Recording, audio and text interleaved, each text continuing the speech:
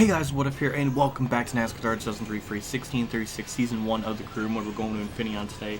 Last race was at Michigan, and it was actually not too horrendous, so I was okay with that. A weird thing happened during it, and it was okay. We survived. So Infineon, I don't know how this is going to turn out. It could be for better or for worse, depends. So I'm a little bit scared. But let's show you team management, because I'm a little bit excited because we're going into this with better stuff than we've ever had. This is like the first time in the Grima that we have like new, better built engine and chassis combined into one great thing. So it's better than what it was before. The R&D stuff that was complete, and also we added in the chassis downforce for 6 races. So that's what we did in Michigan. So basically, it was like nearly 6 minutes of me just trying to figure out what to do next in the career mode after the race ended. So that was another thing that was entertaining. I don't know. Anyways, without further ado, I'm just going to get right into Infineon and show you the setup and then begin qualifying. Here's the setup for today's race. For the most part, I believe it's the same as the set. I'm using this as a reference. I think the only thing I changed was the gear ratio. I just left it as default because the sight that it was giving me was like really bad, and it made my car much slower, so kind of just went with the default one. So I guess that's preset 5. I don't know, but anyways, I'm gonna get into qualifying and see where we start here. This is the last one, buddy. Push it.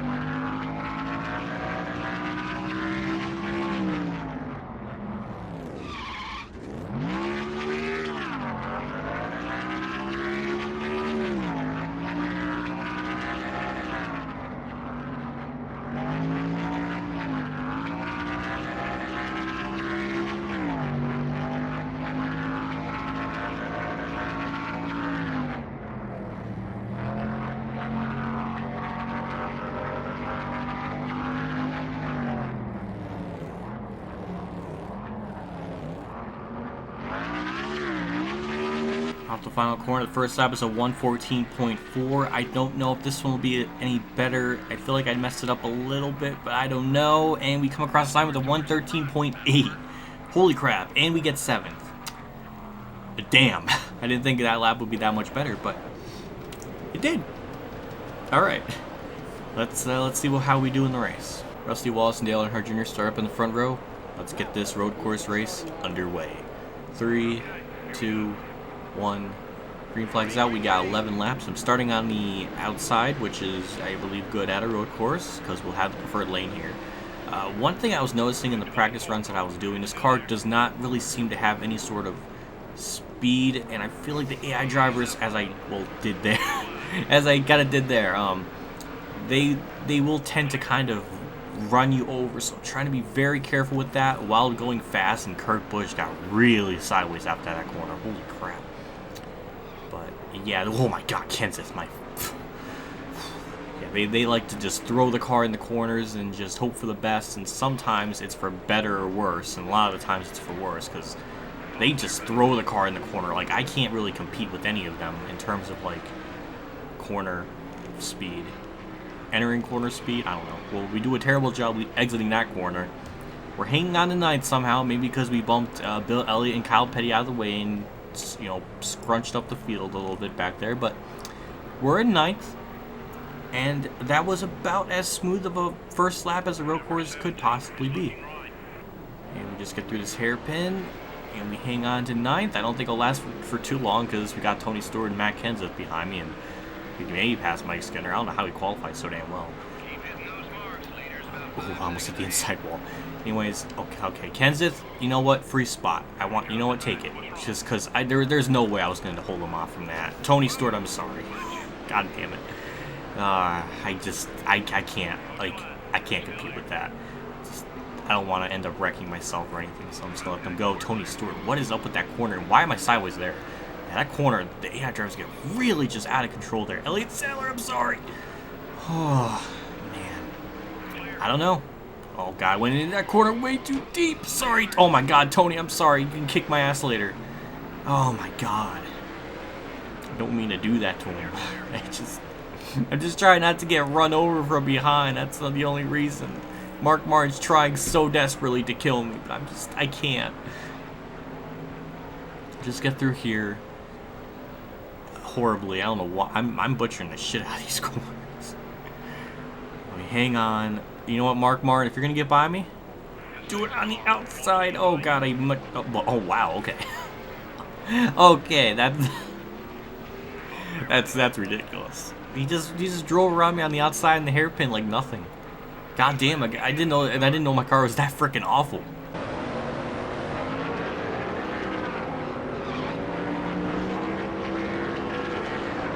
Holy crap, we got an amazing run through that corner, and we passed Mike Skinner pretty effortlessly. Now, as far as pit stops are concerned, I normally try to do it right about halfway, but for this race, I'm going to try to do it next time by. That might be the best strategy to do, so that's the plan. So, next time by, I'm going to head down pit road. Here we go, I'm going to pit this time by 70 miles an hour, and we do just that, 4 tires and fuel. I'm going to repair damage just because it'll help out when we go to Daytona, so that's the only reason why I'm applying the repair damage, so that's really my only excuse, because I know Daytona's next race, and I don't want to go in there with any less conditioned car as possible, so let's see what the pit crew can do here.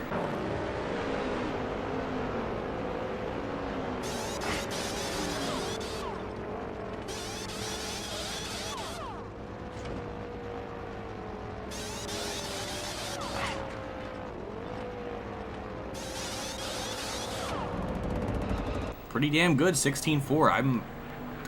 Again, the pit crew continued to be just absolute badasses with their pit stops. We're in 40th now, but more people are going to have to pit, so I'm not too worried about it, but we'll just see where we are when everything cycles out soon.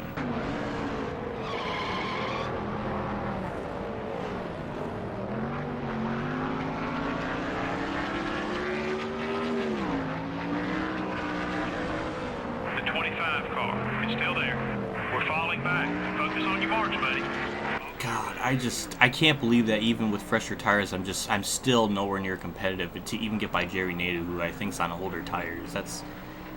God damn, that is so discouraging. Okay, finally we're seeing people heading down pit road. I'm actually quite surprised they held off for so long. Normally they start beginning it around lap 3, but here they're just starting to do it now, so I don't know, weird. Ooh, Kurt Busch blows up at a really awkward point in the track. Hopefully he gets out of my way, and hopefully my car does not drift into him. And yeah, we get around him safely. But we gain a position, so that's nice. And we'll see how many people we can pass that are on pit road. Still very strange that they waited so long to pit. I don't know if that's going to be a good or bad thing. I did multiple practice sessions to kind of get a feel for the track and everything and all that, and they always kept on doing it on lap 3, so it is weird to see them on doing it like you know lap 6. So I don't know if that's gonna be a good idea for them or what, but we move up in 27th now, so that's pretty good. I don't know where we'll be when this all cycles out, but if we can at least get like in the top 15 or something, considering where we were earlier, I would be pretty content with that. Ooh, caution. Never mind. Okay. Well, I guess Kurt Busch did something stupid, but this leaves a lot of open door questions because people are still going to be pitting. So that could be a good thing for us maybe, and it might be the end of the race. This might be the race for the finish here. I don't know. I mean, it's a road course. I don't know if they take extra laps or less laps into consideration. I don't know, but I know for sure it was probably because of Kurt Busch that the caution's even out, because he was the only car that blew up, so it could be him. So I think people are still on pit road. I think some of the leaders are as well, so we could gain more positions here. So this really got to try to take advantage of this caution and gain more spots here. We get by Frank Kimmel for 25th. We try to hang it. Oh my god. I can't believe how well they can dive bomb the final corner. Like, that's just absolutely insane. But I don't see anybody down pit road, so they must have all got out just in time. Okay, I see 3, so we move up into 24th. That probably was for Kurt Busch. Oh, that sucks. Oh, God, no. Mike Skinner. Okay, Mike Skinner flipped it over. Okay.